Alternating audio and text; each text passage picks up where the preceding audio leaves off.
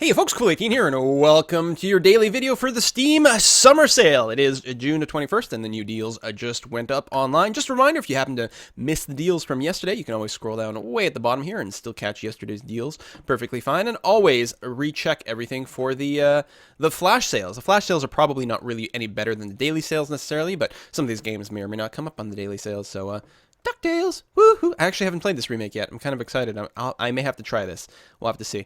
So, looking at the deals of the day of the games that I actually know and talk about, Skyrim, the #1 way to spend 12 hours modding the crap out of a game. I mean, everyone should know what Skyrim is. This is specifically the Legendary Edition, which comes with all the extra DLC, Dawnguard, which is like, hey, vampires. Hearthfire, more houses. Everyone likes that. Dragonborn, more dragon. Dragon harder. So, I mean, obviously a good deal. If you've been living under a rock and you've never picked up Skyrim, go ahead and do that. And yeah, the Skyrim on the PC can definitely be, like, massively improved by piles and piles of mods. But you can literally spend more time modding the game than playing it. Many people have done that. So be careful. Once you go down the dark path of modding, you may never come out alive. Next up, Wasteland 2. Now, I haven't actually played this, but what's interesting about Wasteland, this is like a very sort of...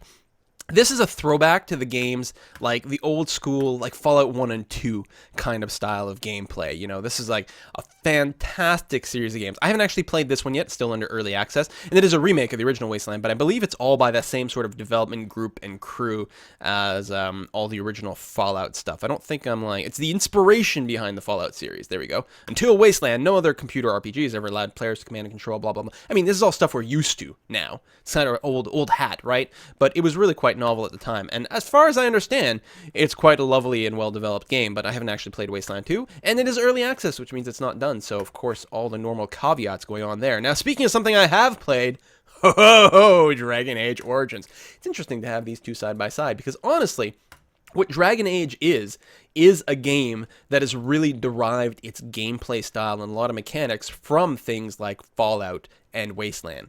And I think it really owes a lot of its pedigree to it. For $7.50, you would be absolutely nutters to not pick up Dragon Age Origins. This is, of course, the original Dragon Age, not Dragon Age 2. Dragon Age 2 I still think is a fine game. The problem is, Dragon Age Origins is like one of the greatest games ever made. Dragon Age 2 is a good game, but not one of the greatest games ever made. This is like just sick good. You can replay it several times. There's a lot of different like replayability options. I mean, it's your classic sort of RPG. You level up your people, you get characters, you get loot, you kill bad guys, but it's got an epic storyline and a lot of sort of like open world. I mean, it's not a sandbox game like Skyrim, for example, but you can really do like all the different sort of areas and plot points in completely different orders and get a very different experience from other people. There's lots of different starting origins. There's like human noble origin. You can start as a mage, which is a pretty unique origin. There's the city elf, the forest type elf, and dwarf origins. I feel like I might be missing one. That's 5. I feel like there might be 6. Is it like a human peasant one? I'm not sure. Anyway, really, like such good. Must buy.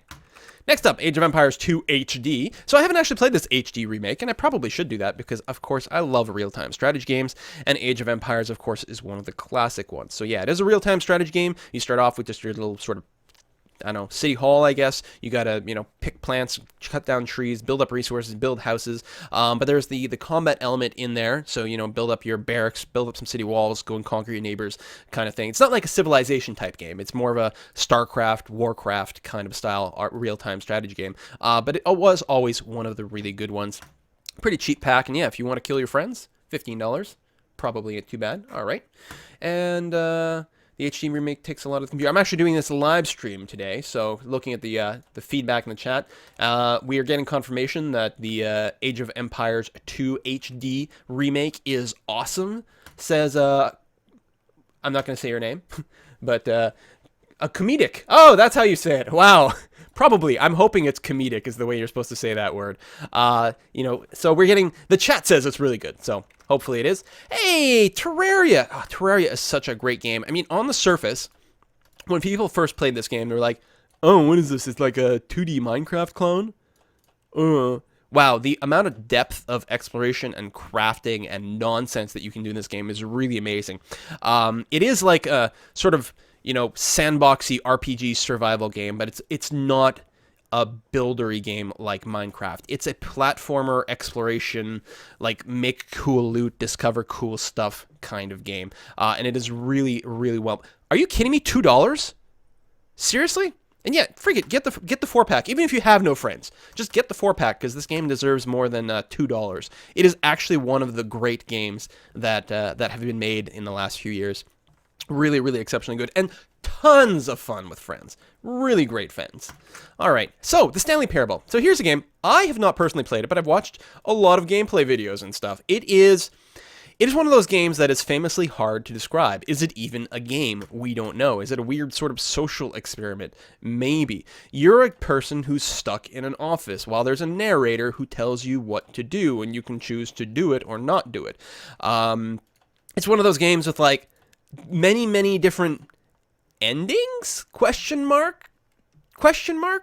So hard to describe, but it's like moody, atmospheric, kind of artsy, and incredibly funny, filled with dark humor as you explore this abandoned office. And it is very, very funny, and it's a good game for non-gamers as well. Like, it's not an action game. It's, I don't know, you could give this game to a whole lot of people, assuming, you know, if they've ever worked in an office. I think that they would really like it. If you liked watching the Office TV show or reading the Dilbert comic strip, I think that one might be for you. And then we got Project Zomboid to come up in the end. So I have played this. This is a really interesting game. I actually don't have it on Steam, unfortunately. I've got it through one of those under indie game purchasing websites. God, I can't remember the name of it right now. That is too bad. So this is a zombie survival kind of game. You start off, there's been some sort of zombie apocalypse, you're in your house, and you're just going sort of mostly house to house. You're looting things, trying to find some food. Hopefully there's still running water and electricity, although eventually that will start to go away. There are zombies outside. If you make too much noise, hordes will start to form. You might be safe in your house, you might not be. Zombies can come in through the windows. You might want to board things up. It is a isometric RPG survival sandbox kind of game. The late game is like moving out of the cities where all the Desura, thank you very much, guys, in chat. Late game, yeah, you might want to move out of the zombie-infected cities and literally like move out into the wilderness and build yourself a house and a farm, because at some point you're going to run out of food and you want to keep going there. It is a really great, very difficult, permadeath style zombie survival game. I don't believe the levels are randomly generated. I think the map... Here's an example of like one of these late game farms. People have fenced up all their territory over here. There's a demo, which is great, and it does have... Last time I played, the multiplayer was not in. I think, though, that has changed like some time ago. I haven't played in ages. I'm pretty sure the multiplayer is in and working, and what a great game. Yeah, I mean, you can get a 4-pack now, so certainly if they're selling the 4-packs, the friends are on. It sucks it's only 33% off, though. But frankly, for $10, if you like the idea of difficult crafting survival-type games, I think you will not be disappointed with Project Zomboid. Obviously, the graphics are, you know, kind of retro style, but it works very well for the game. The inventory management, if I recall correctly, was maybe a little clunky at the time, but help. But there you have it. So that brings us to the end of today's Steam sale. Of course, always do check those flash sales. They do change every 8 hours. And, Red Team won day 2. I'm on Team Purple. We won day 1, which is great. And Team Purple always makes a pretty big push. That is pretty impressive. Like, we're leaving everyone else in the dust, but that is a little too much. I made my part. I bought a couple of games and earned myself some points there. Daily point breakdown. Oh, what great stats. Oh, that's fantastic. I love graphs. They're great. Hey, community choice, Banished. Oh, this one did win. Excellent. Listen, if you haven't played Banished yet, you got 8 hours to pick that bad boy up. This is a medieval city building simulation game. Less about SimCity. It's less about building big, beautiful cities and more about just surviving the goddamn winter and not starving to death. It is fantastic. Made by one person, and I think his brother made the music. But other than that, it was basically just this one dude who put this whole game together, and it is by far one of my favorites. Of course, I played it a whole bunch on my channel. What were the others? Papers, Please. Oh, man. Let's talk about that last. Sims 3. Sims is an excellent game. Sometime late in 2014, Sims 4 will come out. I'm very excited for that. But there's still probably a lot of life in Sims 3. And I think it is a really good game. There is a big issue with it in that while the base game is pretty decent, there's tons and tons of expansions, so you can quickly start to spend a whole lot of money. Right now they are on sale, which is good. And depending on who you talk to, the must-have expansions will vary. Some people are like, oh, I can't believe there's no pets in the base game. Blah, blah, blah. And I'm like, pets? I don't care about pets so much. For me, it's like I want the ambitions one is really good that added some new jobs, for example. And it depends on who you're doing, but they all add a lot of content, a lot of new jobs, a lot of new sort of city locations, a lot of new items and things to do. Everything that's a stuff pack, ignore that crap. Stuff pack just comes with a few generic like pieces of furniture and things like that that aren't particularly important. So everything with stuff in the title, meh. But all the others do add a lot of content, and it is to me the most amazing modern day sandbox RPG ever made. That's what The Sims is. Totally open-ended role-playing game that everyone should give a shot. Don't just poo-poo it because it comes off as such a casual kind of game. Surgeon Simulator. This is a game where you use impossible controls to operate on people. It is almost impossible to control your hand, singular, while you try to delicately cut people open and replace their body parts, for example.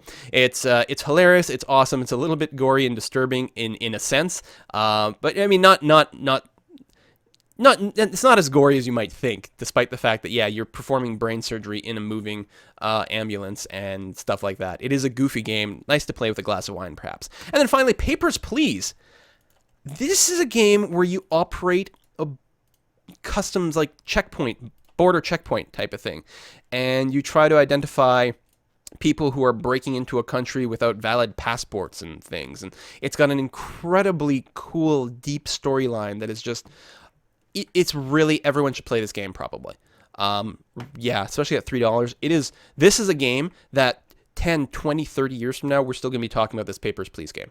Very small indie game that was originally made for Game Jam. Really wonderful piece of work. Anyway, yeah, that'll bring us to the end of this video, and we will see you guys